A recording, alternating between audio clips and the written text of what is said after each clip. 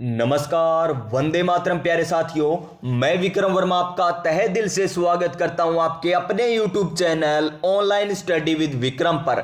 तो प्यारे साथियों, आप सभी स्वस्थ होंगे, मस्त होंगे और अपनी अपनी तैयारी में व्यस्त होंगे। और इसी तैयारी को और मजबूत और शानदार और दमदार बनाने के लिए हम कर रहे हैं CET एग्जाम 2024 की बड़े ही शानदार तरीके से तैयारी। तो प्यारे विद्यार्थियों, जो भी CET एग्जाम की तैयारी कर रहे हैं वो इस क्लास को लास्ट तक लगा लेना, क्योंकि इस क्लास में आपको CET में पूछे जाने वाले प्रत्येक प्रश्न मिलेंगे। वो चाहे मैथ सब्जेक्ट का हो, रीजनिंग का हो, Hindi, English, Rajasthan GK, India GK, यानी सभी सब्जेक्ट हम करने वाले हैं। और आज हमारा रहने वाला है मॉडल पेपर नंबर 5 का पार्ट 3। मॉडल नंबर 5 का पार्ट 3 रहने वाला है, यानी क्वेश्चन नंबर 101 से लेकर 150 तक हम क्वेश्चन करने वाले हैं, जिसमें आपको राजस्थान जीके के भी क्वेश्चन मिलेंगे, मैथ के भी क्वेश्चन मिलेंगे, रीजनिंग के भी क्वेश्चन मिलेंगे, हिंदी, इंग्लिश, कंप्यूटर सभी सब्जेक्ट के क्वेश्चन मिलने वाले हैं। तो जो भी साथी CET एग्जाम की तैयारी कर रहा है तो इस क्लास को लास्ट तक जरूर देखेगा। तो देखिए, यहां पर पुस्तिका में प्रश्नों की संख्या, यानी आपके एग्जाम में कितने प्रश्न पूछे जाएंगे, तो 150 प्रश्न पूछे जाएंगे। 3 घंटे का आपको समय मिलता है, पूर्णांक आपका 300 का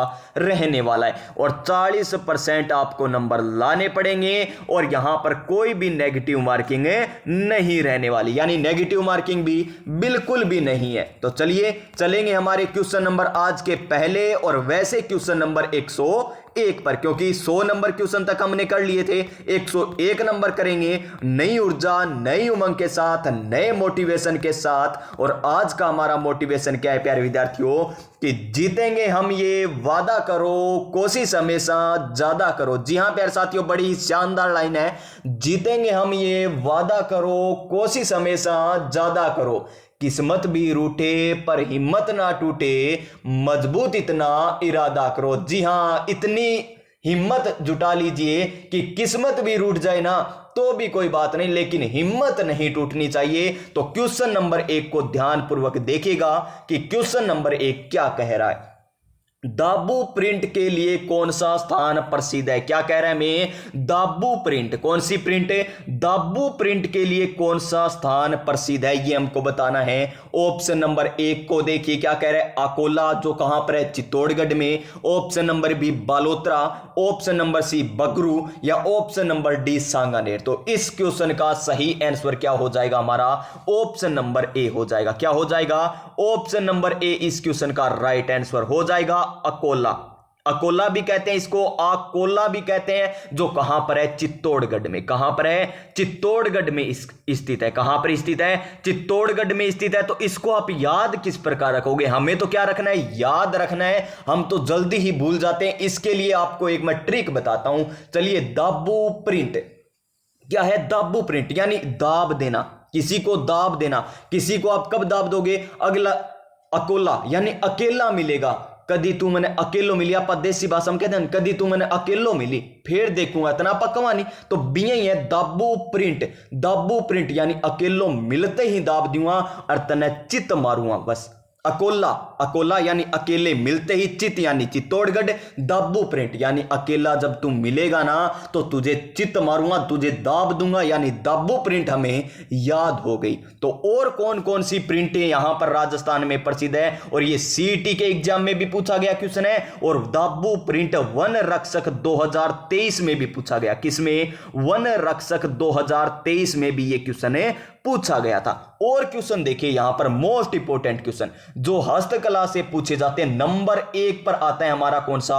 बल्यू पोट्री। कौन सी पोट्री? बल्यू पोट्री, जो कहां की प्रसिद्ध है श्रीमान? जयपुर की प्रसिद्ध है। कहां की प्रसिद्ध है? जयपुर की प्रसिद्ध है बल्यू पोट्री। नंबर 2 पर आती है हमारी ब्लैक पोट्री। और ये अधीनस्थ बोर्ड का फेवरेट क्वेश्चन कौन सा? Black pottery. पटवार के एग्जाम में पूछा गया कि ब्लैक पोट्री कहां की प्रसिद्ध है, और आपको रटाया जाता है कि कोटा की प्रसिद्ध है। कहां की? कोटा की। लेकिन अधीनस्थ बोर्ड ने तो ऑप्शन ही नहीं दिया कोटा, तो वहां पर सही क्या माना गया था? सवाई माधोपुर, यानी असम सवाई माधोपुर सही माना गया था। ब्लैक पोट्री कोटा और सवाई माधोपुर की प्रसिद्ध है। इसी प्रकार एक और पोट्री आती है, उसका नाम क्या है? कागजी पोट्री। कौन सी पोट्री? कागजी पोट्री। और कागजी पोट्री कहां की प्रसिद्ध है? अलवर जिले की प्रसिद्ध है। कहां की प्रसिद्ध है?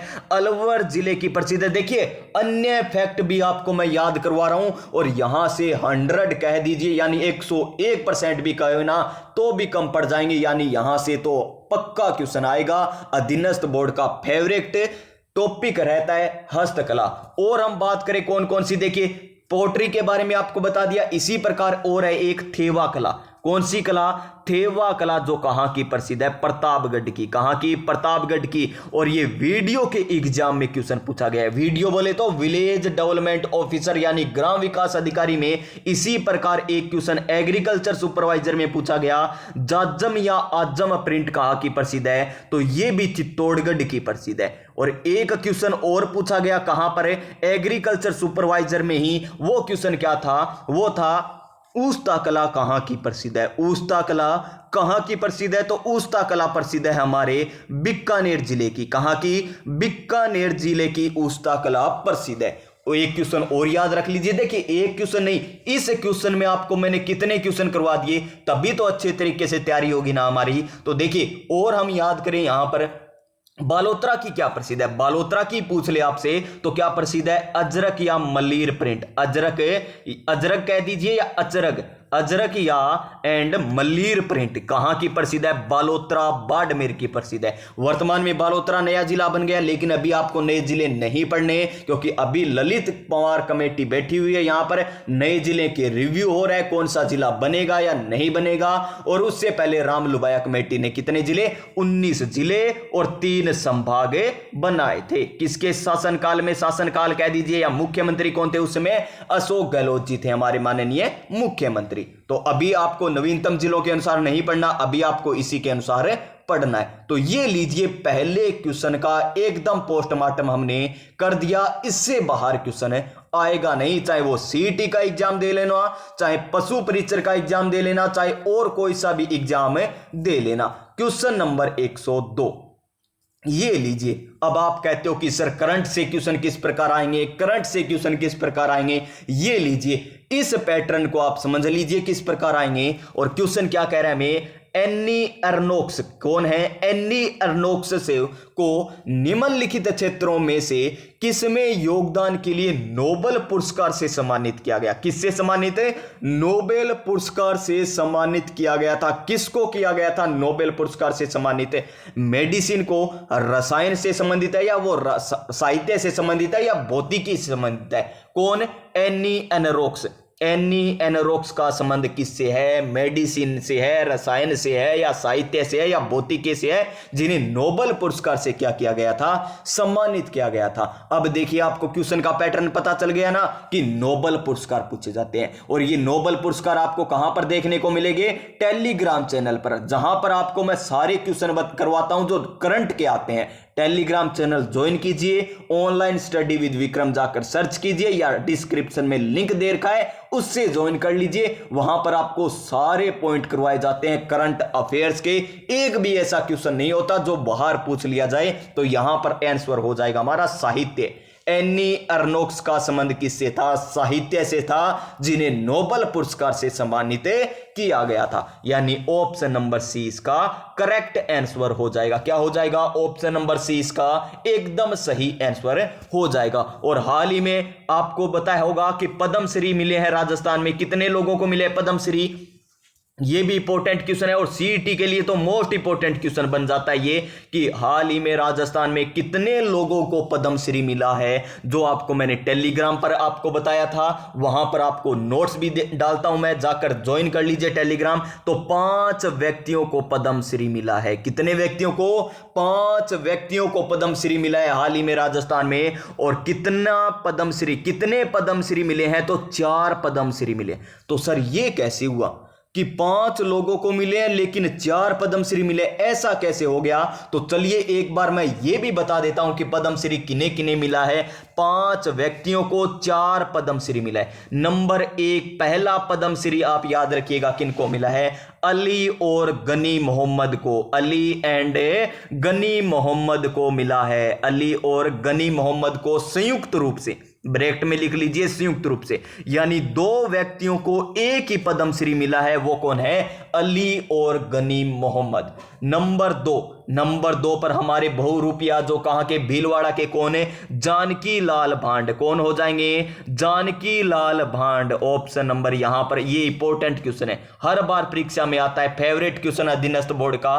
3 नंबर की बात करें, 3 नंबर पर ध्रुपद गायकी कौन था? लक्ष्मण भट्ट तेलंग। हमारे कौन? लक्ष्मण भट्ट तेलंग, श्रीमान लक्ष्मण भट्ट तेलंग हो जाएंगे यहां पर नंबर 3 पर। और नंबर 4 पर हमारे यहां पर एक सड़क सुरक्षा से संबंधित है महिला, जो बहुत ही इंपॉर्टेंट है, उनका नाम क्या है? माया टंडन।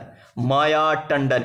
इन 4, देखिए 4 पद्मश्री हो गए, 1 2 3 4, 4 पद्मश्री 5 व्यक्तियों को, 5 कैसे? अली और गनी को संयुक्त रूप से, जानकी लाल भांड को, लक्ष्मण भट्ट तेलंग को, माया टंडन को। माया टंडन का संबंध किससे है? सड़क सुरक्षा से। लक्ष्मण भट्ट तेलंग का संबंध किससे है? ध्रुपद गायकी से है। जानकी लाल भांड का संबंध किससे है? बहुरूपिया से है। और अली और गनी मोहम्मद का संबंध किससे है? मांड गायकी से है। यह भी आपसे पूछे जा सकते हैं। जिस प्रकार यह पूछा गया है ना किस क्षेत्र से संबंधित है, उसी प्रकार आपको इस प्रकार भी दे सकता है कि जानकी लाल भांड का संबंध कौन से क्षेत्र से है? बहुरूपिया से है, फड़ चित्रण से है, या दाबू प्रिंट से है, या ब्लू पोट्री से। यानी इस प्रकार भी आपसे क्वेश्चन पूछा जा सकता है। यानी क्वेश्चन नंबर 2 एकदम कंप्लीट हो चुका है। अब चलिए हमारे क्वेश्चन नंबर 103 पर। वैसे आज का हमारा 3 नंबर क्वेश्चन जो पूछा गया हमारा हिस्ट्री से क्वेश्चन। देखिए सारे क्वेश्चन आएंगे, घबराने की बिल्कुल भी जरूरत नहीं है प्यारे विद्यार्थियों। क्या कह रहे हैं यहां पर कि 16 अप्रैल 1658 को, 16 अप्रैल 1658 को के दिन किस युद्ध में औरंगजेब ने जसवंत सिंह को हराया था? औरंगजेब ने जसवंत सिंह को हराया था। दोराई का युद्ध? नहीं मेरे प्यारे विद्यार्थियों, दोराई का युद्ध तो 1659 में होता है। और दो राई यानी दो भाइयों के मध्य युद्ध होता है। कौन कौन थे 2 भाई? औरंगजेब और कौन था इनके विरोध में? औरंगजेब और किनके बीच हुआ था? औरंगजेब और दारा शिकोह के मध्य, दारा शिकोह के मध्य हुआ था। औरंगजेब और दारा शिकोह के मध्य कौन सा युद्ध हुआ था? दोराई यानी 2 भाइयों का युद्ध हुआ था 1659 में। 1659 में क्या सामूगढ़ के युद्ध में औरंगजेब को जसवंत सिंह ने हराया था? नहीं, औरंगजेब ने जसवंत सिंह को हराया, ठीक है, नहीं हराया। क्या खजुआ के युद्ध में? नहीं, तो धर्मत का युद्ध हो जाएगा ऑप्शन नंबर डी। धर्मत का युद्ध किनके मध्य हुआ था? औरंगजेब और जसवंत सिंह के मध्य। जसवंत सिंह किसकी तरफ से लड़ा था? आपको बता दूं कि दारा शिकोह की मेर में था ये, कि दारा शिकोह की ये तरफदारी करता था कौन? जसवंत सिंह। और औरंगजेब के विरुद्ध में ये लड़ा था कौन?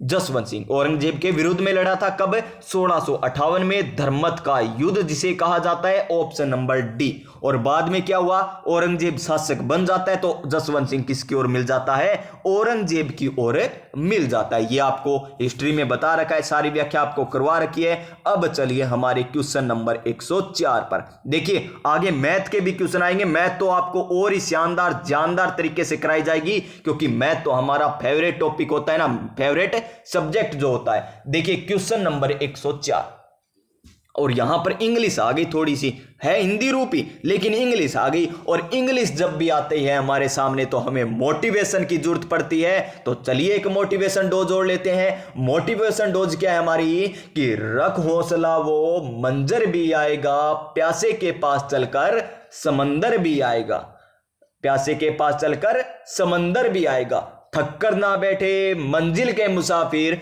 मंजिल भी मिलेगी और मंजिल पाने का मजा भी आएगा। जी हाँ प्यारे साथियों, जब मंजिल मिलेगी यानी सरकारी नौकरी मिलेगी ना, तो उसे करने का मजा आने वाला है। और ये मजा कब मिलेंगे आपको? जब आप अभी अच्छे तरीके से तैयारी करोगे। तो क्वेश्चन नंबर 104 देखिए, प्रशासनिक शब्दावली में रिफरेंस का हिंदी रूप है। क्या है इसका हिंदी रूप?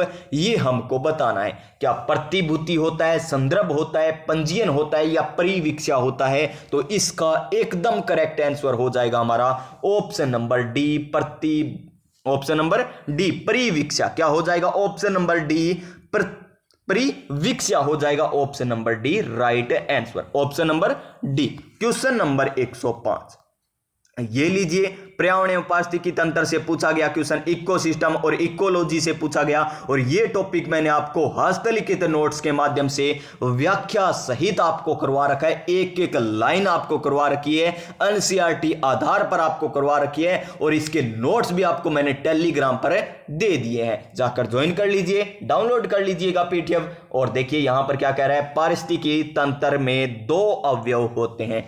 कौन कौन से दो अवयव होते हैं? पादप व जंतु होते हैं, पेड़ या कवक होते हैं, जैविक एवं अजैविक घटक होते हैं, या मनुष्य एवं पहाड़ होते हैं। तो इसका आंसर क्या आ जाएगा हमारा? जैविक और अजैविक घटक। दो अवयव कौन कौन से होते हैं? जैविक और अजैविक घटक, यानी ऑप्शन नंबर सी। और आपको बता रखा है जैविक घटक में कौन कौन आते हैं? उत्पादक, उपभोक्ता, अपघट्य आ जाएंगे। और अजैविक घटक में ताप, दाब, ताप आ गया, दाब आ गया, और की बात करें मृदा आ जाएगी, जल आ जाएगा। यानी ये होते हैं अजैविक घटक, उपभोक्ता, उत्पादक, प्रथम, द्वितीय, तृतीय। अच्छे तरीके से ये पूरी व्याख्या आपको करवा रखी है इस टॉपिक की, जाकर देख लीजिएगा। इस क्वेश्चन का राइट आंसर हमारा ऑप्शन नंबर सी हो जाएगा। क्वेश्चन नंबर 106, ये लीजिए, बड़ा ही लाजवाब क्वेश्चन, यूनिक क्वेश्चन। अधीनस्थ बोर्ड कहां से ये क्वेश्चन लेकर आया है? ये आप देखिए 10वीं क्लास की बुक से लेकर आया है। कौन सी किताब? 10वीं क्लास की जो बुक है ना, उसमें से ये क्वेश्चन लेकर आया है अधीनस्थ बोर्ड कि निम्नलिखित में से कौन सा स्थान आहड़ सभ्यता, आहड़ सभ्यता बोले सो, आहड़ सभ्यता की खोज किसने की थी? ऐसे आहड़ सभ्यता, ऐसे अक्षय कृतिव्यास ने ऐसे आयड़ नदी के किनारे की थी। आयड़ नदी बोले तो बेड़त नदी जिसे कहा जाता है, से संबंधित नहीं है। ये बस इसको गौर से देख लीजिए, नहीं है, नहीं है, नहीं है, बस ये हमें बताना है। फिर आप बाद में कहोगे कि सर मैंने नहीं देखा है, नहीं देखा, सत्य नहीं देखा, असत्य नहीं देखा। तो देखिए गिलूंड सभ्यता राजसमंद आहड़ सभ्यता से संबंधित है, भगवानपुरा भी सभ्यता है, रोजड़ी भी सभ्यता इसी से संबंधित है। लेकिन आबानेरी जो दौसा में है ना, वो इससे संबंधित नहीं है, आहड़ सभ्यता से। ऑप्शन नंबर सी हो जाएगा इसका एकदम सही आंसर। और अधीनस्थ बोर्ड की एक सभ्यता और फेवरेट है, कौन सी है? दो सभ्यताएं हैं वैसी, एक तो कालीबंगा और एक बेराट। इतनी इंपॉर्टेंट है प्यारे विद्यार्थियों, इतनी इंपॉर्टेंट है, ऐसा कोई एग्जाम नहीं जाता जिसमें अधीनस्थ बोर्ड या तो कालीबंगा से क्वेश्चन न पूछे या फिर बेराट से क्वेश्चन ना पूछे। इंपॉर्टेंट क्वेश्चन है, इसको स्टार लगा लीजिए। यहां पर तो आड़ का है, लेकिन हमने पहले जो पार्ट 2 में किया था ना, उसमें आपको करवाया था बेराट सभ्यता से संबंधित क्वेश्चन। क्वेश्चन नंबर 107 क्या है? 107 नंबर क्वेश्चन है, चोप क्रिकेट यानी चूप क्रिकेट स्टेडियम बनाया जाएगा। कहां पर बनाया जाएगा? एक चूप आभूषण भी होता है ना, चूप आभूषण जो कहां पर पहना जाता है? दांतों पर पहना जाता है। देख चुप रहे, आप देसी भाषा में समझा, चुप रहे यानी दांत ना दिखा, चुप रहे यानी दांत का आभूषण चूप आभूषण हो जाएगा। लेकिन चोप क्रिकेट स्टेडियम कहां पर बनाया जाएगा? जोधपुर में, जयपुर में, कोटा में या बीकानेर में? तो कहां पर बनाया जाएगा चूप स्टेडियम? ये जयपुर में बनाया जाएगा। कहां पर है? जयपुर में। ऑप्शन नंबर बी इसका एकदम करेक्ट आंसर हो जाएगा, option number B. Question number 108, ये लीजिए, ये क्वेश्चन तो बड़े ही शानदार, जानदार और मजेदार तरीके से करने वाले हैं, क्योंकि हमें मैथ का क्वेश्चन मिल जाए और हम ऐसा क्वेश्चन नहीं जो हमें अच्छे तरीके से मैं आपको समझाऊं। प्यारे विद्यार्थियों देखिए, द्विघात समीकरण जिसका एक मूल हमें दे रखा है √5 - 2। देखिए एक द्विघात समीकरण हमें ज्ञात करनी है जिसका एक मूल तो हमें पता है √5 - 2 है। तो हमें वो द्विघात समीकरण बतानी है कि कौन सी है जिसका एक मूल तो √5 - 2 है। तो चलिए इस क्वेश्चन को बड़े ही लाजवाब, बड़े ही शानदार तरीके से करते हैं। देखिए यहां पर मूल में हमें क्या दे रखी है? एक अप्रिमेय संख्या दे रखी है √5। जब भी एक मूल √5 में दे रखी है ना, तो दूसरा मूल क्या होगा? ये आप हमेशा याद रखिए, दूसरा मूल अपने आप हो जाएगा माइनस का √5 माइनस का 2। देखिए यहां पर प्लस का √5 दे रखा है ना, इसको माइनस का √5 कर दीजिए। अगर ये माइनस का √5 दिया होता तो यहां पर प्लस का √5 हो जाता। बस यही आपको ध्यान में रखना है। अप्रिमेय संख्या अगर मूल में होती है तो देखिए एक मूल आपको √5 दे रखा है, दूसरा अपने आप माइनस √5 हो जाएगा। इसका चिन्ह चेंज होगा नहीं, केवल अप्रिमेय संख्या का निशान चेंज होता है। तो ये आ गया ना समझ में। देखिए √5 का हमने -√5 यानी दो मूल आपको बता दिए। पहला मूल हो गया हमारा अल्फा और दूसरा मूल हो गया हमारा बीटा। ये मूल होते हैं। द्विघात समीकरण ज्ञात करते हैं जब अल्फा और बीटा का मान हमें पता है तो द्विघात समीकरण ज्ञात कर सकते हैं ना श्रीमान, कर सकते हैं बड़े ही आसान तरीके से। तो चलिए ये दो मूल याद रखिए, हम व्हाइट बोर्ड की ओर चलते हैं। ये लीजिए आपकी स्क्रीन पर आ चुका है हमारा व्हाइट बोर्ड। तो देखिए द्विघात समीकरण क्या होती है। द्विघात समीकरण होती है एक्स स्क्वायर माइनस का अल्फा प्लस में बीटा, माइनस का अल्फा प्लस में बीटा हो जाएगा, अल्फा प्लस में बीटा हो जाएगा। फिर क्या आ जाएगा, एक्स आ जाएगा। क्या आ जाएगा, एक्स। और क्या हो जाएगा आगे, माइनस का अल्फा बीटा। क्या हो जाएगा, माइनस का अल्फा बीटा बराबर में 0। ये लीजिए, ये हो गई हमारी द्विघात समीकरण। अब इसको हल करेंगे प्यारे विद्यार्थियों। देखिए एक्स स्क्वायर का एक्स स्क्वायर लिख लिया, क्योंकि आगे देखिए अल्फा का मान कितना था, अल्फा का मान था √5 माइनस का 2, यही था ना। और बीटा का मान कितना था, बीटा का मान था माइनस का √5 और माइनस का 2, यही था ना। ये लीजिए और एक्स आ जाएगा इसके साथ में माइनस। अब इनकी गुणा करानी है आगे, तो लीजिए गुणा करा देते हैं। गुणा करवाएंगे तो क्या आएगा, √5 माइनस का 2 और गुणा और किसकी हो जाएगी, -√5 और माइनस का 2। ये है। अभी आपको ये मान बताए थे पीछे जो अभी हमने किया है। तो देखिए इनकी जगह ये मान रख लिया, कोई भी मुश्किल नहीं है। ये √5 दिखाई दे रहा है ना, तब हमको कठिन लग रहा है, वरना ये क्वेश्चन बिल्कुल ही आसान है। तो देखिए यहां पर एक्स स्क्वायर का एक्स स्क्वायर हो जाएगा, माइनस का निशान आ जाएगा, ब्रैकेट लगा लीजिए यहां पर। √5 ये तो देखिए अलग अलग मार्कर का यूज करते हैं। ये लीजिए √5 ये तो प्लस का है, ये √5 माइनस का, तो कट जाएगा ना, ये कट गया, प्लस माइनस 0 हो गया यानी।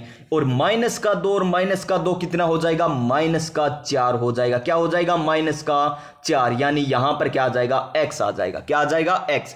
ये आ गया ना समझ में। तो मान के चलिए प्यारे विद्यार्थियों यहां पर आपको समझ में आ ही गया ये क्वेश्चन। तो आगे चलिए, माइनस का निशान, अब यहां पर एक बड़ा ब्रैकेट लगा लीजिए। क्यों, क्योंकि इनकी गुणा कराएंगे फिर आपको कंफ्यूज नहीं होगा, इसलिए। तो सबसे पहले हम गुणा करवाते हैं किसकी, ये लीजिए √5 की गुणा हम कराते हैं -√5 से। तो कितना हो जाएगा, ये हो जाएगा -5।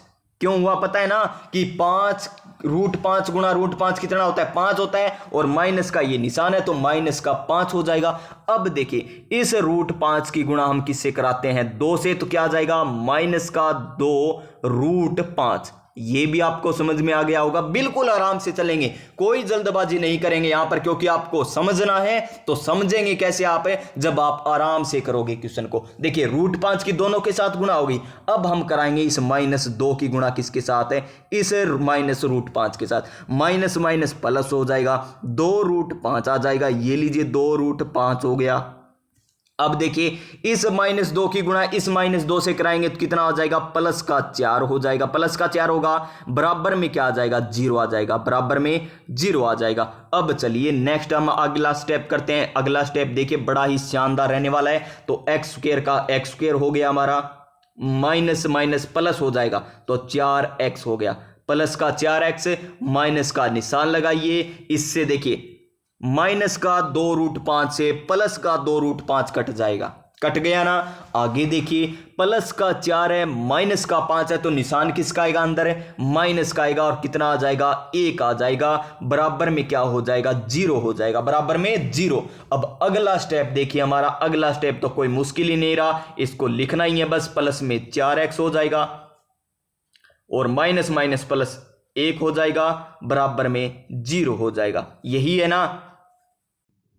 देखिए हमने कोई गलती कर दी क्या, नहीं की, कर दी। ये देखो यहां पर प्लस आएगा, यहां पर भी प्लस आएगा, और यहां पर भी प्लस आएगा, यहां पर भी क्या आएगा, प्लस आएगा। ये लीजिए अब सही आएगा ये क्वेश्चन। तो आंसर आगे देखिए यहां पर कितना आ जाएगा, माइनस आ जाएगा। कितना आ जाएगा, माइनस। ये लीजिए ये आ गया इसका आंसर, द्विघात समीकरण x² प्लस में 4x माइनस का 1। देखिए यहां पर क्या होता है, ये होती है द्विघात समीकरण, क्या होती है x square minus alpha plus beta plus में क्या होती है एल्फा बीटा बराबर 0। एल्फा प्लस बीटा का हमने मान रखा, एक एक मान हल को हल किया और ये हमारी एक द्विघात समीकरण निकल कर आ गई। तो चलिए इसको ऑप्शन में देखते हैं कौन से ऑप्शन में दे रखा है। तो ये लीजिए हमारी स्क्रीन पर ऑप्शन, आपकी स्क्रीन पर ये रहे। तो देखिए क्या ये होगा, रूट नहीं होगा, क्या ये होगा, नहीं होगा। इसमें यहां पर माइनस है तो ये भी नहीं होगा, तो यहां प्लस है यहां माइनस है, यानी ऑप्शन नंबर डी एकदम राइट आंसर हो जाएगा। क्या हो जाएगा, ऑप्शन नंबर डी एकदम राइट आंसर हो जाएगा इस क्वेश्चन का। तो सभी को समझ में आ गया होगा। बस यही आपको ध्यान रखना है कि एक मूल में अगर हमारे यहां पर अप्रिमेय संख्या दे रखी हो तो दूसरा मूल अपने आप विपरीत निशान वाला हो जाएगा। ये लीजिए, क्योंकि एक मूल कितना है, √5 माइनस का 2 है, तो ये दूसरा मूल इस प्रकार हो जाएगा। बस समझ में आ गया। तो चलिए हमारे नेक्स्ट क्वेश्चन नंबर 109 पर। ये लीजिए क्वेश्चन नंबर 109 क्या कह रहा है कि वैश्विक कवरेज के लिए न्यूनतम कितने क्रियाशील अंतरिक्ष यान आवश्यक है। वैश्विक कवरेज के लिए न्यूनतम कितने क्रियाशील अंतरिक्ष, क्रियाशील की बात कर रहे हैं अभी, कितने क्रियाशील अंतरिक्ष यान आवश्यक है। 1 2 3 4, 1 2 3 4। तो कौन सा हो जाएगा इस क्वेश्चन का right answer, option number D 4। न्यूनतम 4 क्रियाशील अंतरिक्ष यान होने चाहिए जिससे आप वैश्विक कवरेज कर सको। तो ऑप्शन नंबर क्या हो जाएगा यहां पर सही, option number D, option number D हो जाएगा एकदम right answer. Question number next, ये लीजिए क्वेश्चन नंबर 110 इंग्लिश का क्वेश्चन आ गया और मोटिवेशन की जरूरत पड़ेगी क्योंकि अब की बार तो पैसेज आ गया और पैसेज आ गया तो मोटिवेशन। लीजिए प्यारे विद्यार्थियों, मोटिवेशन क्या है कि वक्त से लड़कर जो क्या होता है, वक्त से लड़कर जो हालात बदल दे। बड़ी शानदार लाइन है कि वक्त से लड़कर जो हालात बदल दे, इंसान वही जो अपनी तकदीर बदल दे, इंसान वही जो अपनी तकदीर बदल दे। यहां कल क्या होगा कभी मत सोचो मेरे दोस्त, क्या पता कल वक्त खुद अपनी तस्वीर बदल दे, क्या पता वक्त खुद अपनी कल तस्वीर बदल दे। बड़ी ही शानदार लाइन थी। तो देखिए हमें क्या बताना है, हमें पैसेज दे रखा है और नीचे क्वेश्चन दे रखा है और देखिए यहां पर द क्वेश्चन गिवन कह रखा है ना, द क्वेश्चन गिवन बिलो, यानी नीचे क्वेश्चन दिया गया है उसका हमें इस आंसर से देखकर, इस पैसेज से देखकर क्या बताना है, आंसर बताना है। ये लीजिए, इसको आराम पूर्वक पढ़ लीजिए, स्क्रीनशॉट ले लीजिए या फिर कुछ भी कर लीजिए प्यारे विद्यार्थियों। ये लीजिए, इनको पढ़िए आराम से और ये आपके क्वेश्चन पर है कि पीपल ऑफन बिलीव दैट, यानी पीपल लोग किस पर ज्यादा विश्वास करते हैं, इसकी बात कह रहा है। तो इसका आंसर एकदम राइट आंसर हो जाएगा हमारा कौन सा, option number C, medicine can care all that disease, यानी प्रत्येक रोग के लिए मेडिसिन। तो ऑप्शन नंबर सी, इस पर पीपल क्या करते हैं, ऑप्शन बिलीव दैट, बिलीव करते हैं। तो ऑप्शन नंबर सी हो जाएगा एकदम राइट आंसर। क्वेश्चन नंबर 111, ये लीजिए रीजनिंग का क्वेश्चन आ गया। वैसे ये मैथ का भी क्वेश्चन है लेकिन रीजनिंग का भी क्वेश्चन है। किस प्रकार किया देखिए, पहला पद है, दूसरा पद है, तीसरा पद है, चौथा पद आ गया, पांचवा पद आ गया, तो हमें छठा पद निकालना है। तो निकाल लीजिए इसका छठा पद। तो देखिए 1/√2, आगे क्या आ गया, 1/2 आ गया, यानी नीचे किससे गुणा किया, 1/√2 को √2 से गुणा कर दी। √2 से गुणा करते ही क्या आ गया, 1/2 आ गया। फिर इसने किससे गुणा किया, √3 से गुणा कर दी। फिर इसने वापिस √2 से गुणा कर दी। फिर इसने वापिस √3 से गुणा कर दी। श्रीमान ऐसा चल रहा है ये खेल। तो अब किससे गुणा होगी, तो अब गुणा होगी √2 से। नीचे √2 से गुणा कर दो, यानी ये क्रम में चला है। पहले तो इसने क्या किया, नीचे √2 से गुणा करा दी, उसके बाद किससे गुणा करा दी, आगे √3 से गुणा करा दी, उसके बाद किससे गुणा करा दी, वापिस √2 से गुणा करा दी। आगे देखिए √3 से गुणा करा दी, तो आगे फिर किससे गुणा कराएंगे, √2 से गुणा कराएंगे। तो 1/6 √2 इंटू में √2। तो किस प्रकार हो जाएगा, ये अगला पद यही आएगा, यानी 1/6 √2 गुणा करेंगे तो कितना हो जाएगा, 2, यानी 2 बन जाएगा। तो 1/12 इसका आंसर आ जाएगा। ऑप्शन नंबर सी एकदम राइट आंसर। तो ये बड़ा ही आसान क्वेश्चन था, बड़ा ही लाजवाब क्वेश्चन था। √2 फिर √3 फिर √2 फिर √3 फिर √2, इस प्रकार ये क्वेश्चन हमने कर लिया। क्वेश्चन नंबर 112 इंडियन जियोग्राफी से क्वेश्चन पूछा गया, नदी से पूछा गया कि निम्नलिखित में से कौन सी नदी कृष्णा नदी की सहायक नदी नहीं है। कृष्णा नदी की सहायक नदी कौन सी नहीं है? भीमा, कोयना, मुंशी, ये किसकी है? ये सभी कृष्णा के, लेकिन पूर्णा नदी किसकी सहायक नदी नहीं है श्रीमान? कृष्णा नदी की सहायक नदी नहीं है, यानी ऑप्शन नंबर बी बाहुबली इसका राइट आंसर हो जाएगा। ऑप्शन नंबर बी पूर्णा नदी कृष्णा नदी की सहायक नदी नहीं है। क्वेश्चन नंबर 113 दिलवाड़ा, कौन सा? दिलवाड़ा, जो कहां पर है? दिलवाड़ा मंदिर स्थित है। कहां पर स्थित है दिलवाड़ा मंदिर? माउंट आबू सिरोही में, माउंट आबू सिरोही में स्थित है। तो यहां पर देखिए सिरोही, हाँ गुरुजी एकदम सही है, ऑप्शन नंबर ए ही करके आएंगे हम तो। ये लीजिए ऑप्शन नंबर ए राइट आंसर हमारा, इसमें कोई भी क्वेश्चन गलत नहीं होगा। अब तो क्या ये बात सही है? गलत है प्यारे विद्यार्थियों। क्यों? क्योंकि उसने दे रखा है यहां पर, देखिए अधीनस्थ बोर्ड का खेल देखिए, ऑप्शन नंबर 1 आपको सिरोही दे दिया, option number B Mount Abu दे दिया। अब कौन सा करना होता है? पहले हमें करना होता है स्थान वाला। तो कहां पर है दिलवाड़ा मंदिर? माउंट आबू सिरोही में जरूर है, लेकिन पहले माउंट आबू ऑप्शन सही होगा, तो ऑप्शन नंबर बी होगा इसका राइट आंसर, यानी जो आपने किया था वो गलत हो जाएगा और आप ऐसे ही खुशियां मनाते रह जाओगे। यहां पर तो देखिए option number B Mount Abu सही हो जाएगा। जिस प्रकार बनेश्वर धाम कहां पर है? नवाटापुर में लगता है, डूंगरपुर में लगता है, नवाटापुर डूंगरपुर में। अगर दोनों ऑप्शन हो तो नवाटापुर सही माना जाएगा, नवाटापुर सही माना जाएगा। सोम, माही, जाखम तीनों नदियों के संगम पर लगता है नवाटापुर डूंगरपुर में बनेश्वर धाम का मेला, जहां पर खंडित शिवलिंग की पूजा होती है। संत माऊ जी के द्वारा उसकी स्थापना की गई थी, किसकी? बनेश्वर धाम की। आदिवासियों का कुंभ कहा जाता है, आदिवासियों का कुंभ कहा जाता है बनेश्वर धाम को। तो माघ को लगता है, माघ माह में इनका मेला लगता है। तो और दिलवाड़ा मंदिर यहां पर सही answer Mount Abu Sirohi, option number B. और महावीर जी का मेला कहां पर लगता है? श्री महावीर जी का के मेला ये करौली में लगता है। कहां पर लगता है? करौली में लगता है, करौली में लगता है। और जैसलमेर में रामदेव जी का मेला लगता है, जैसलमेर रोणेचा में तो रामदेव जी का मेला लगता है। बाबेरी बीज को यानी भाद्रपद शुक्ल द्वितीया को इनका मेला लगता है। किनका? रामदेव जी का। और रामदेव जी एकमात्र लोक देवता जो क्या थे? कवि भी थे। और इनकी रचना का नाम क्या था? 24 वाणियां। इनकी रचना का नाम क्या था? 24 वाणियां इनकी रचना का नाम था प्यारे विद्यार्थियों। क्वेश्चन नंबर 114 को ध्यानपूर्वक देखिए, क्या कह रहा है? उपनिवेश शब्द का से बना हुआ समुचित विशेषण शब्द होगा। उपनिवेश से बना हुआ समुचित विशेषण शब्द होगा। क्वेश्चन नंबर 114 का राइट आंसर हमारा उपनिवेशिक। देखिए साफ दिखाई दे रहा है आपको, कोई भी घबराने की जरूरत नहीं है। उपनिवेशिक, option number B, option number B एकदम राइट आंसर हो जाएगा।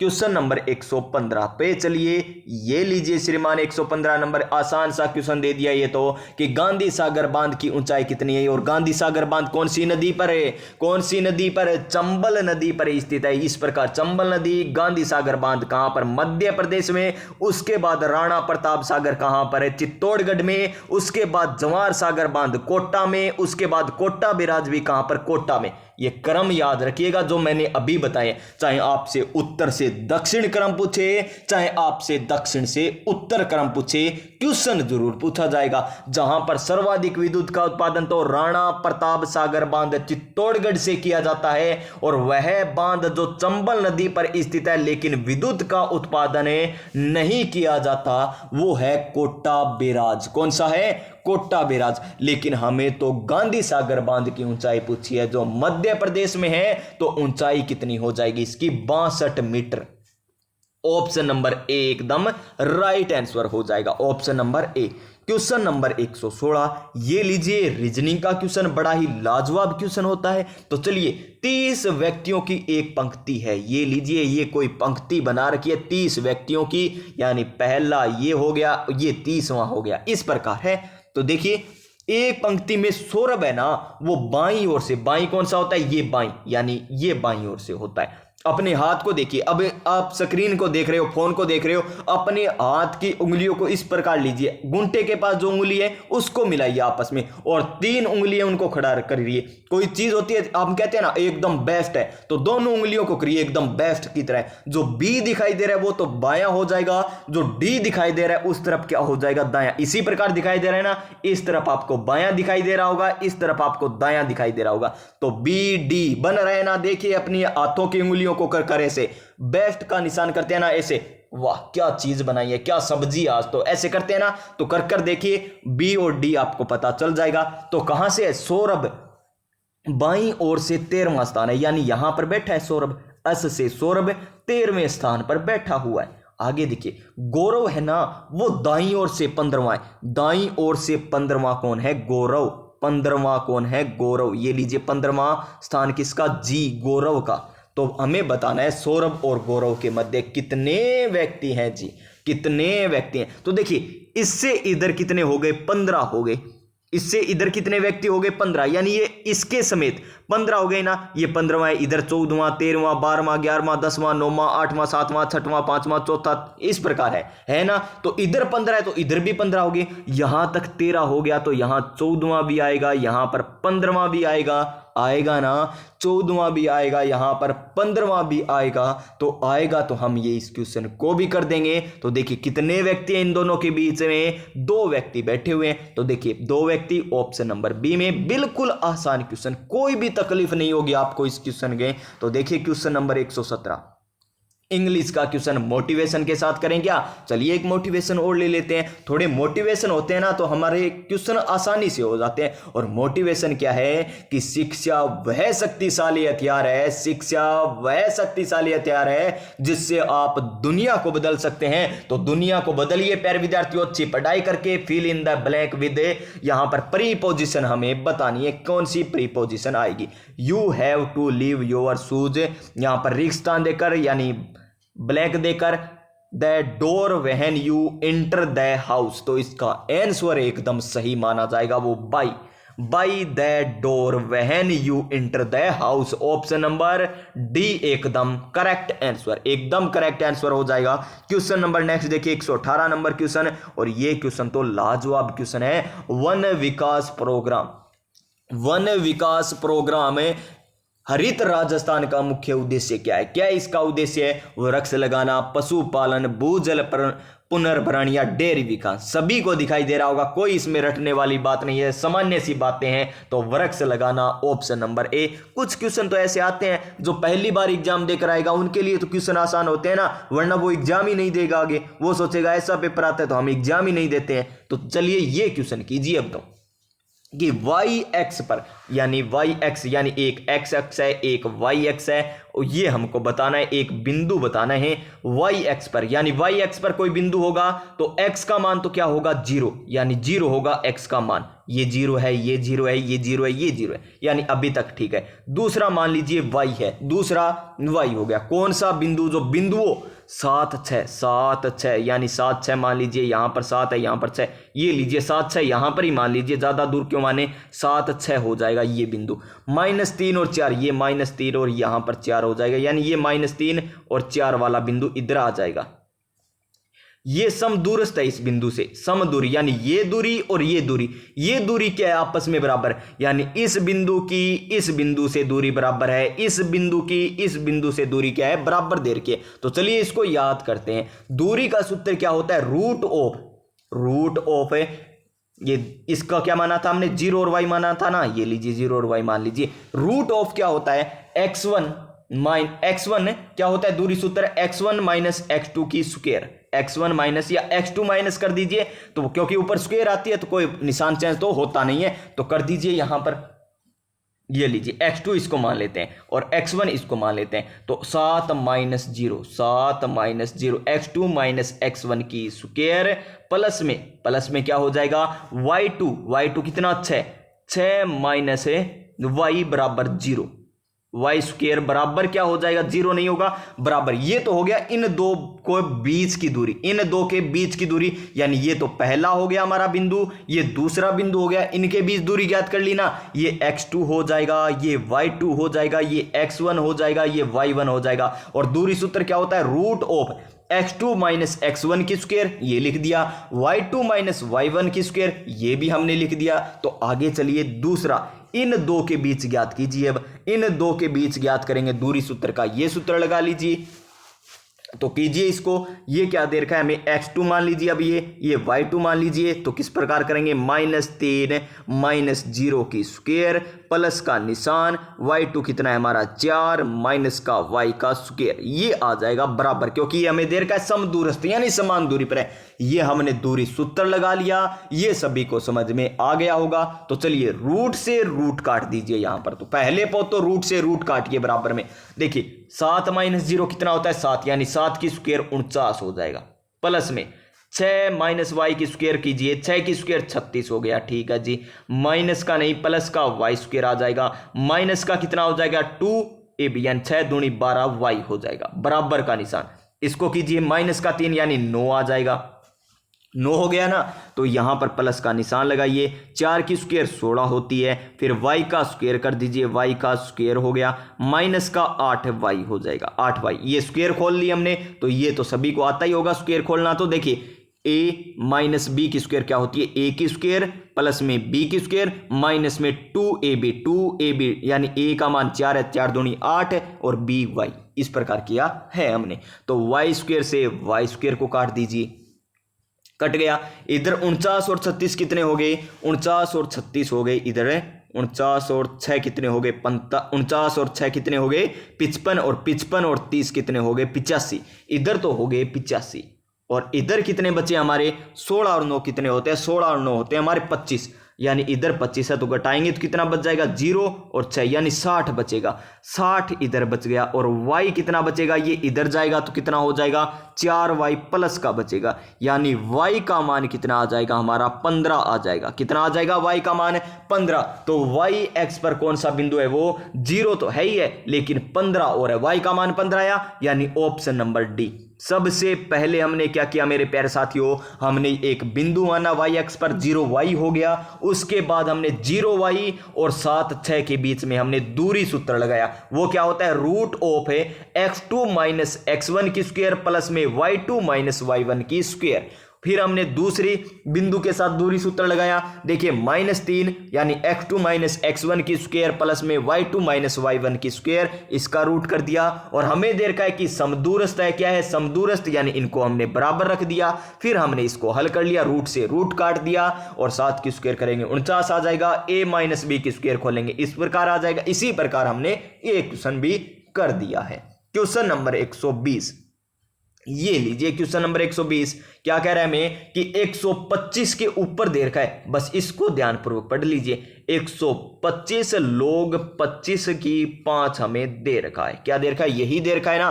तो इस क्वेश्चन को किस प्रकार करेंगे, तो सबसे पहले हम करेंगे इसको हल, किसको करेंगे, इसको हल करेंगे। तो इसको हल किस प्रकार करेंगे, लीजिए इसको हल करते हैं। कितना मान आता है, log 25 कि 5 दे रखा है हमें, तो कितना मान आएगा, लीजिए देखते हैं। इसको किस प्रकार लिखेंगे, log 5 बटा में कितना लिख देंगे, log 25। 25 को किस प्रकार लिख सकते हैं, 5 की स्क्वायर लिख सकते हैं ना। आगे देखिए अगला स्टेप यहां पर लिखते हैं, ये लीजिए।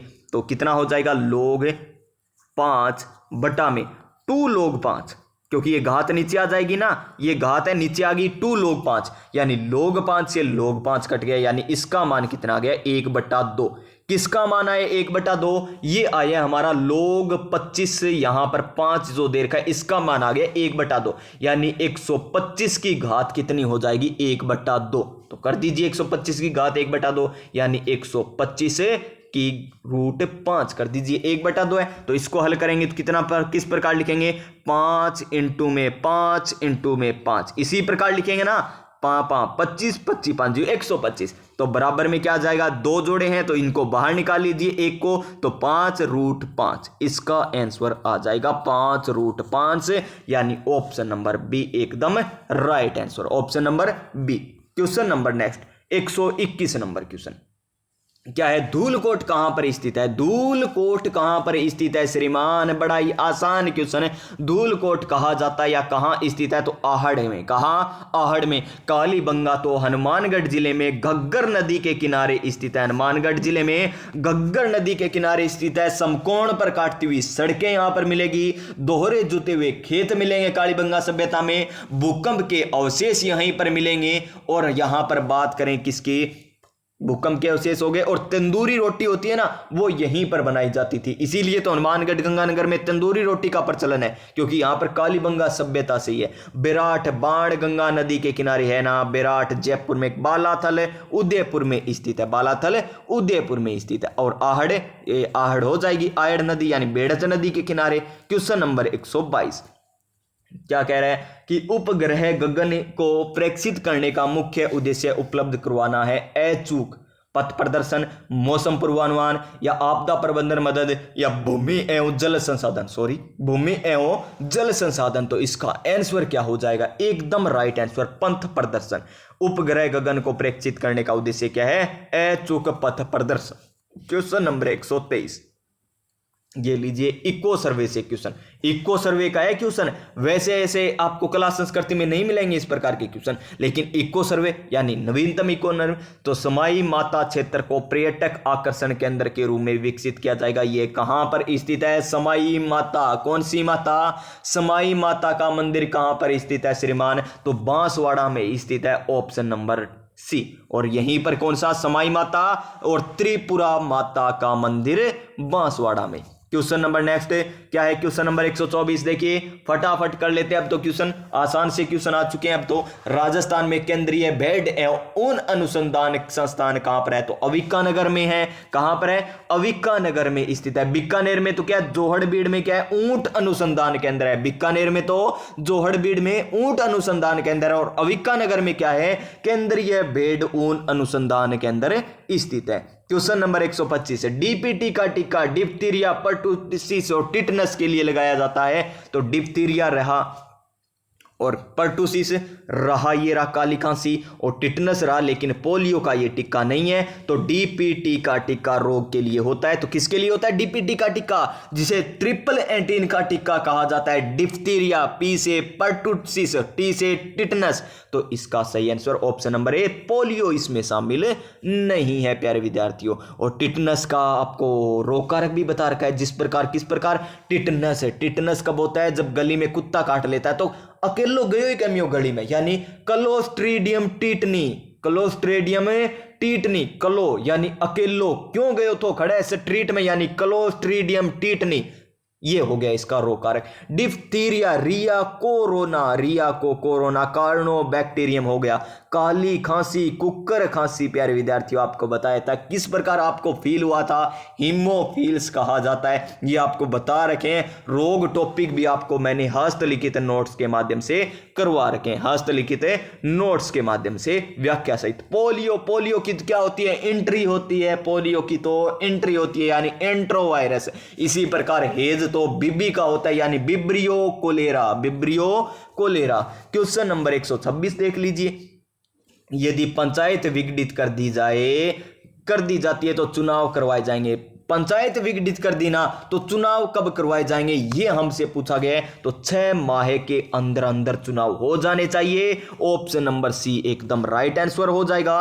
क्वेश्चन नंबर 100 नेक्स्ट कितना? 127 क्वेश्चन, 127 नंबर क्वेश्चन। ये अच्छे लेवल का क्वेश्चन है। और इस प्रकार के तो क्वेश्चन है अधीनस्थ बोर्ड के फेवरेट क्वेश्चन है होते हैं श्रीमान। तो ये लीजिए, सूची फर्स्ट और सूची सेकंड का मिलान करना है। एक तरफ हमें क्या दे रखा है? एक तरफ तो हमें दे रखा है ए और एक तरफ बी, यानी अनुस्मारक।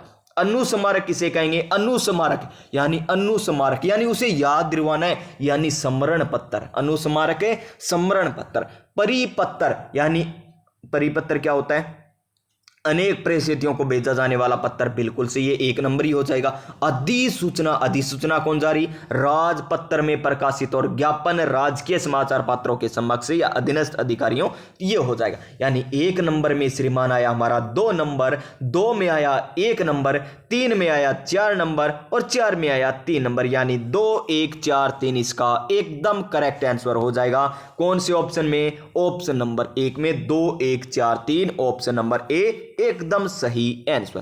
क्वेश्चन नंबर 128, ये देखिए कि एक बिंदु पर बनने वाले सभी कोणों का योग होता है। एक ही बिंदु पर बात कर रहे हैं, कितना आसान क्वेश्चन पूछ लिया इसने कि एक बिंदु पर बनने वाले सभी कोण है। ये ऐसे कोई बिंदु है, एक बिंदु, तो इसके ऊपर कितने कोण बन सकते हैं? इस प्रकार 1 2 कितने भी कोण बना लीजिए, यानी लेकिन इसका मान कितना होगा? इसका मान, इसका टोटल यही होगा ना, कितना? 360 डिग्री। कितना होगा? 360 degree. Option number D, option number D. Question number next 129 number question. ओ कितना आसान क्वेश्चन, कितना आसान क्वेश्चन। रेंगती हुई मृत्यु किसे कहते हैं? रेंगती हुई मृत्यु का क्या है? वन्य जीवों की मृत्यु नहीं, वनों का आवर्षण नहीं जी, सूक्ष्म जीवों की मृत्यु नहीं, या मृदा की उर्वरता का ह्रास है। तो इसका आंसर हो जाएगा हमारा ऑप्शन नंबर डी, रेंगती हुई मृत्यु मृदा उर्वरता का ह्रास कहलाता है। क्वेश्चन नंबर नेक्स्ट पॉलिटी से क्वेश्चन पूछा गया, इंडियन पॉलिटी से मौलिक कर्तव्यों से अनुच्छेद कौन सा 51 क और भाग 4 से क्वेश्चन पूछा गया कि वर्णित कौन सा नहीं है, वर्णित कौन सा नहीं है। कितने मौलिक कर्तव्य हैं ये आपको करवा रखा है। 86वें संविधान संशोधन के अनुसार कौन सा जुड़ा है, 42वें संविधान संशोधन के अनुसार कौन से जुड़े हैं, क्या 44वें के अनुसार जुड़े हैं, बता रखे। कमेंट करके आप भी बताइए क्वेश्चन, तो ये ही बता दीजिए मौलिक कर्तव्य वाले कितने हैं, कौन से अनुच्छेद के अंतर्गत जुड़े थे, बताइए प्यार साथियों। 1-2 क्वेश्चन तो आप भी बताइए। तो ये क्वेश्चन का आंसर होगा हमारा, देखिए, संविधान का पालन करना, ठीक है, हमारी सामाजिक संस्कृति की गौरवशाली परंपरा को महत्व समझे और उसका परिरक्षण करे, ये भी है। स्वतंत्रता सेनानियों के संदेश का पालन करना व उसका प्रसार करना। तो ये बात सही है क्या जी? ये बात तो मुझे हजम सी नहीं, और ये ऑप्शन नंबर सी हो जाएगा इसका एकदम सही answer. Question number next 131 number question, ये लीजिए। और क्वेश्चन नंबर 31 क्या है? देखिए, करंट का क्वेश्चन है ये तो। और देखिए, इसको मैं एडिट कर कर ला सकता था। किस प्रकार एडिट करता आपको बताऊं क्या? इस प्रकार एडिट कर कर मैं ला सकता था। ये इसको काट दिया, ये लीजिए। अब बताइए, ये क्वेश्चन नवीनतम बन जाता है क्या? नहीं बन जाता। इसी प्रकार तो क्वेश्चन बनाए जाते हैं, ऐसे थोड़ी होता है कि क्वेश्चन अलग से आते हैं। कि प्रधानमंत्री नरेंद्र मोदी द्वारा उद्घाटन किया गया अटल पुल किस नदी पर बना है? प्यारे विद्यार्थियों, अब ये क्वेश्चन बन गया और ऐसे क्वेश्चन आपसे पूछे जाते हैं। ये लीजिए, इस प्रकार क्वेश्चन पूछे जाते हैं। करंट के क्वेश्चन इस प्रकार आते हैं। ताकि मुझे ये क्यों नहीं किया मैंने ऐसा ऐसे नहीं किया, क्योंकि आपको बताना था प्यारे विद्यार्थियों कि क्वेश्चन किस प्रकार आते हैं। इससे आपको पता चलेगा कि क्वेश्चन किस प्रकार आते हैं। तो लीजिए, क्वेश्चन किस प्रकार आते हैं पता चल गया होगा आपको कि प्रधानमंत्री ने क्या, नरेंद्र मोदी के द्वारा उद्घाटन किया गया अटल पुल किस नदी पर बनाए? अटल पुल कौन सी नदी पर बनाए? तो वो है साबरमती नदी। Option number B, option number B. Question number 132 क्या है? क्वेश्चन नंबर 132, 5 13 एवं 153 का चतुर्थ समानुपाती क्या होगा? तो 5 13 और 153 का चतुर्थ ज्ञात करना है। एक्स लगा लीजिए, इनकी गुणा कीजिए, इनकी गुणा कर दीजिए, यानी ए से करेंगे 9 इंटू में एक्स बराबर 13 इंटू में 153। तो गुणा कीजिए, 9 से इसको काटिए, 9 एकम 9, तो कितने बच गए? 6 7 निम 63, यानी 17 और 13, 17 13 की गुणा करेंगे तो 13 7 17 तिया 51, 5 हासिल, और 17 और 5 कितने होते हैं? 21, यानी 221 इसका आंसर आ जाएगा। आसान सा क्वेश्चन था, कोई मुश्किल सवाल नहीं था। Option number D, option number D 221। Question number 132 का option number D. Question number 133 ये लीजिए, फिर करंट का इस प्रकार पूछा गया, लेकिन इसको भी मैं एडिट कर सकता था, लेकिन एडिट नहीं किया। कि माउंट एवरेस्ट और माउंट मकालू पर चढ़ने वाली प्रथम भारतीय महिला जिनका 4 अक्टूबर को हिमस्खलन में देहांत हो गया कौन थी? तो इस प्रकार मैं किस प्रकार करता? ये लीजिए, इस प्रकार एडिट कर लाता इस क्वेश्चन को। तो ये लीजिए, प्रथम महिला, ये लीजिए कौन थी, ये बन गया ये क्वेश्चन नवीनतम।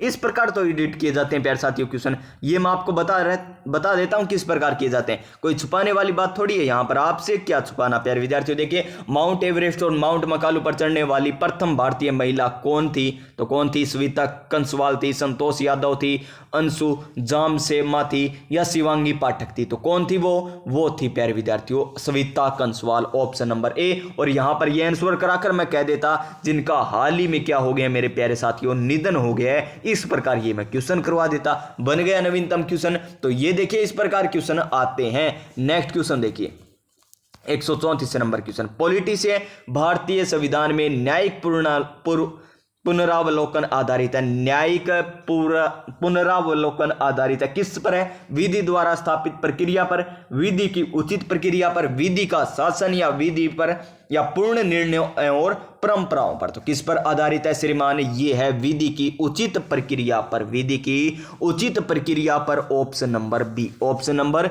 बी। क्वेश्चन नंबर 135 क्या है? निम्न में से कौन सा पुरस्कार राजस्थान में एमएसएमई नीति 2022 के अंतर्गत है सर्वोत्तम कार्य करने वाले उपक्रमों हेतु प्रस्तावित नहीं है? प्रस्तावित नहीं है जी, ये हमको बताना है। तो इसका आंसर क्या हो जाएगा? एकदम सही आंसर हमारा ऑप्शन नंबर ए हो जाएगा। क्या हो जाएगा? ऑप्शन नंबर ए होगा क्या? डी होगा। सॉरी दोस्तों, यहां पर डी हो जाएगा, ऑप्शन नंबर डी, उत्पाद गुणवत्ता सुधार, ऑप्शन नंबर डी होगा, बिल्कुल सही है। एमएसएमई नीति 2022 में जो आई थी उसके अंतर्गत उपक्रमों में महिला उद्यमी भी है, अनुसूचित जाति जनजाति जाति भी है, असाधारण प्रक्रिया, उत्पाद और नवाचार है, लेकिन उत्पाद गुणवत्ता सुधार शामिल नहीं है। नेक्स्ट क्वेश्चन क्या है? ये लीजिए नेक्स्ट क्वेश्चन। राजस्थान के किस शहर में 1952 में मरु वनीकरण शोध स्टेशन की स्थापना की गई थी? तो कहां पर की गई थी? ये की गई थी हमारे जोधपुर जिले में। कौन से जिले में? जोधपुर जिले में, option number B, option number B.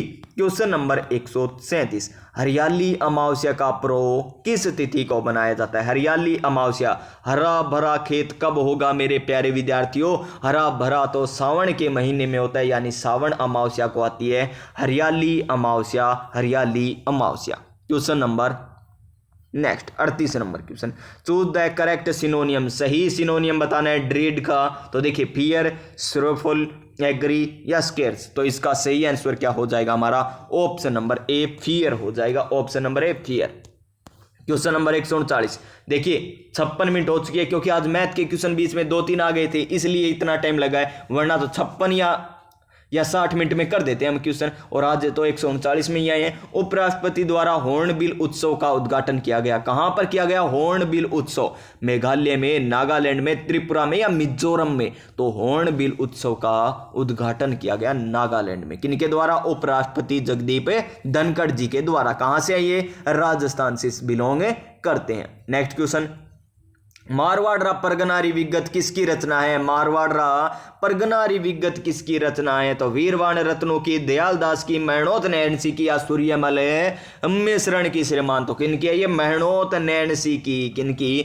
मेहनोत Nainsi की। और इनकी एक और रचना है नैणसीरी ख्यात, नैणसीरी ख्यात जो सबसे पहली ख्यात है। कौन सी? नैणसीरी ख्यात। किनके द्वारा? मेहनोत नैणसी के द्वारा लिखी गई थी। ये देखिए चंबल नदी राजस्थान के किन राज्यों में से होकर प्रवाहित होती है? तो इनका चंबल नदी का उद्गम जानापाव की पहाड़ियों मध्य प्रदेश से होकर राजस्थान में, और राजस्थान के बाद यमुना में जाकर मिल जाती है, जो उत्तर प्रदेश में मिलती है। Option number D.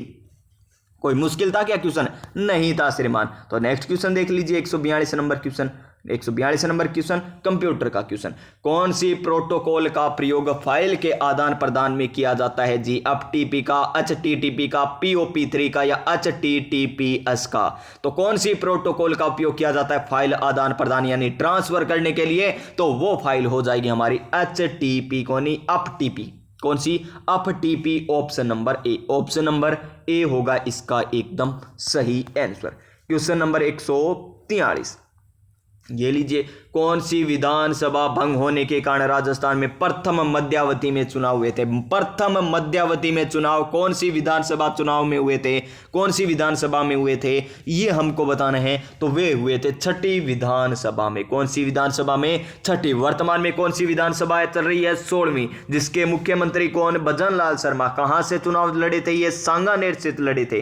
तो और हम बात करें उप मुख्यमंत्री की, तो दिया कुमारी और प्रेमचंद बेरवा। प्रेमचंद बेरवा दुद्दू से चुनाव लड़े थे और दिया कुमारी कहां से चुनाव लड़ी थी? दिया कुमारी विद्याधर नगर से चुनाव लड़ी थी। और एक मंत्री और है मंजू बागवार, महिला मंत्री, जो कहां से चुनाव लड़ी थी? जायल से चुनाव लड़ी थी। प्यारे विद्यार्थियों, क्वेश्चन नंबर 144 देखिए, स्वतंत्रता प्राप्ति के समय राजस्थान की कितनी देशी रियासतों में विभक्त था? कितनी देशी रियासतें थी, ये हमको बताना है श्रीमान। तो बता दीजिए, 19 रियासतें थी, 3 ठिकाने थे, 1 केंद्र शासित प्रदेश था। ठिकाने कौन कौन से जी? निकला, रायपर, निकला, रायपर जी, ये 3 ठिकाने, यानी नीमराणा, कुशलगढ़, लावा। नीमराणा, कुशलगढ़, लावा। तो ये रायपर क्या है? रायपर, तो रायपर है इनके शासक। रा से नीम के शासक हो जाएंगे राजेंद्र सिंह। नी कैसे क्या हो जाएगा? है वाला, कैसे है, यानी कुशलगढ़ के हरेंद्र सिंह और लावा के कौन हो जाएंगे? प्रदीप सिंह। निकला राह पर नीमराणा, कुशलगढ़, लावा, 3 ठिकाने जिनके शासक है। याद रखिए ट्रिक से ही, रा से राजेंद्र, है से हरेंद्र, पै से प्रदीप, ये है इनके शासक। 19 रियासतें थी, 7 चरणों में एकीकरण हुआ था। अंतिम चरण 1 नवंबर 1956 को हुआ था। इसीलिए 1 नवंबर 1956, 1 नवंबर को क्या मनाया जाता है? राजस्थान स्थापना दिवस मनाया जाता है। और राजस्थान दिवस कब मनाया जाता है? 30 मार्च को मनाया जाता है। क्वेश्चन नंबर 145, भारत के चुनाव आयोग ने किसे अपना राष्ट्रीय प्रतीक नामित किया है? किसे किया? भी अमिताभ बच्चन को, पंकज त्रिपाठी को, आमिर खान को, या सोनू सूद को? तो किनको किया गया जी? वो किया गया Pankaj Tripathi. Pankaj Tripathi, option number B एकदम सही आंसर। क्वेश्चन नंबर 146, वरदाना का प्रकार है। वरदाना फोंट शैली का, फोंट आकार का, फोंट संरेखण का, या फोंट कला का? तो किसका प्रकार है जी? ये है हमारा फोंट शैली का वरदाना। नेक्स्ट क्वेश्चन, ये लीजिए नेक्स्ट क्वेश्चन 147, पिपलाद पेयजल परियोजना। पिपलाद पेयजल परियोजना का संबंध किससे? अजमेर से, झालावाड़ से, या जोधपुर से, या पाली से? तो इनका संबंध Jhalrapatan, Jhalawar. Option number B Piplad पेयजल परियोजना। पिपलाद पेयजल परियोजना। क्वेश्चन नंबर 148, राजस्थान का कौन सा शहर भारत में सबसे बड़े ऊन के बाजार के रूप में जाना जाता है? ऊन के बाजार के रूप में कौन सा जाना जाता है जी? बाड़मेर, जोधपुर, जैसलमेर, बीकानेर? तो इसका आंसर हमारा बीकानेर आ जाएगा। ऑप्शन नंबर डी, जहां पर देवी देवताओं का क्या है? 33 करोड़ देवी देवताओं का मंदिर। और साल कहां पर है? मंडौर, जोधपुर में। Question number 149, second last question, कि भारत में पहली बड़ी सिंचाई परियोजना जिसके पूरे कमांड क्षेत्र में स्प्रिंकलर यानी जो फुहारा सिस्टम होता है ना, उसे कह रहे हैं। ये फुहारा सिस्टम या सिंचाई प्रणाली अनिवार्य की गई थी, वो है हमारी नर्मदा नहर परियोजना। जाखम परियोजना कहां पर? जखम किसके थे? महाराणा प्रताप, यानी प्रतापगढ़ में है जाखम, प्रतापगढ़ में। माही बजाज सागर बांसवाड़ा में, माही बांस के गोटे से मारा है, ये इस प्रकार ट्रिक थी ना। बांसवाड़ा। बिसलपुर कहां पर है? बिसलपुर केकड़ी में, केकड़ी में बिसलपुर। वैसे टोंक में स्थित है, टोंक में। और सबसे प्राचीनतम नहर कौन सी है राजस्थान की? गंग नहर। कौन सी? गंग नहर है प्राचीनतम नहर। और सबसे बड़ी नहर की बात करें तो IGNP इंदिरा गांधी नहर परियोजना है। तो चलिए नेक्स्ट क्वेश्चन 150 नंबर क्वेश्चन पर चलते हैं। बड़ा ही लाजवाब, बड़ा ही शानदार क्वेश्चन है, और ये हमें मैथ का क्वेश्चन लग रहा है। तो देखिए ABC 3 हमें कथन दे रखे हैं, उनमें से हमें ये मान बताने कौन से कितने होंगे मान। तो देखिए पहला है A, तो ए का माध्य, ए का बहुलक भी निकालना पड़ेगा, ए में माध्यिका भी निकालनी पड़ेगी। चलिए इनको निकालते हैं, माध्यिका तो नहीं है।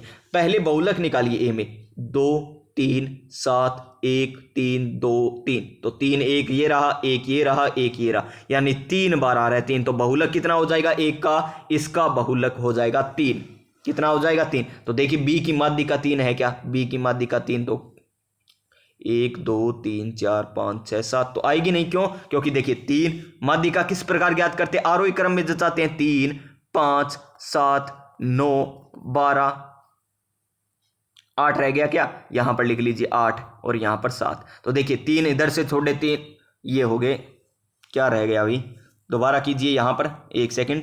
देखिए क्या करना है हमें, बी में क्या निकालनी है, माध्यिका। तो देखिए 3 आ गया, 5 आ गया, फिर 5 आ गया, अच्छा 5, फिर 7 आ गया, फिर 8 आ गया, फिर 9 आ गया, फिर 12, यानी इधर से 3 छोड़े, इधर से 3 छोड़े तो 7 आ रही है। क्या ये कथन सही है? नहीं, ये तो गलत हो जाएगा क्योंकि ये बराबर नहीं होने चाहिए थे। तो बी की माध्यिका कितनी आई है, अभी हमने निकाला है 7 आई है। तो सी का माध्य देखिए, सी का माध्य इनका योग कीजिए, क्या 7 आ रहा है तो ये सही है, अन्यथा नहीं है। तो देखिए 4 4 8, 4 4 8, 8 4 12, 12 और 2 14, 14 और 3 17, 17 और 7 कितने होते हैं 24, 17 और 7 है 24, और 24 और 11 कितने होते हैं 24 और 11 होते हैं 35, और 35 में किसका भाग देना है 1 2 3 4 5 6 7 का, तो यानी 5 5 आ रही है, यानी ये भी कथन गलत है, यानी बी और सी तो गलत हो गया। फिर देखिए सी का बहुलक, सी का बहुलक कितना होगा, सी का बहुलक होगा हमारा 4, सी का बहुलक तो आ गया 4। अब ए का माध्य निकालिए, ए का माध्य देखिए